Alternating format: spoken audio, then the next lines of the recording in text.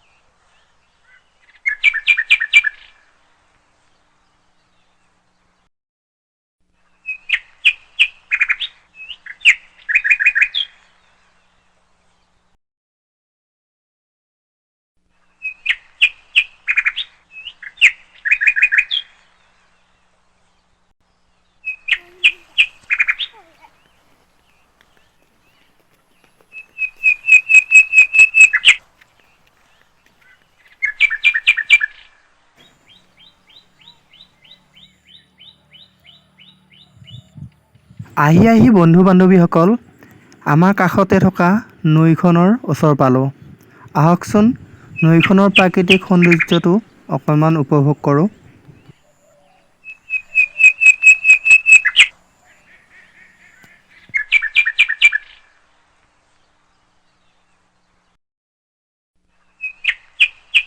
এইখনে হৈছে বন্ধু বান্ধৱীসকল আমাৰ কাষতে থকা নৈখন। চাওকচোন বন্ধু বান্ধৱীসকল, কি সুন্দৰ প্ৰাকৃতিক সৌন্দৰ্যৰে ভৰপূৰ, কি সুন্দৰ এটা পৰিৱেশ। নৈখনৰ সিপাৰে মানুহে খেতি বাতি কৰে আৰু গৰু চৰায়।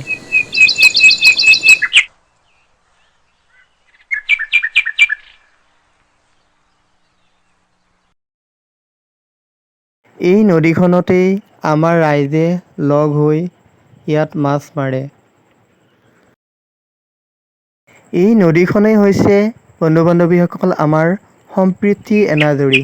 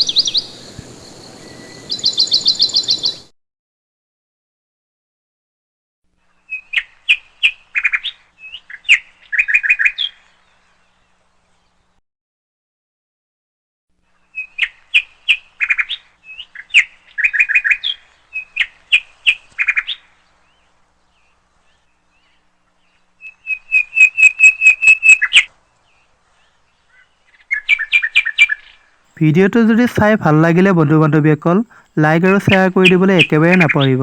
লগতে মোৰ মিথুন ব্লগ চেনেলটোত যদি আপোনালোকে চাই আছে ছাবস্ক্ৰাইব কৰি দিবলৈ একেবাৰে নাপাহৰিব। আজিলৈ আহিছোঁ। জয় আই অসম।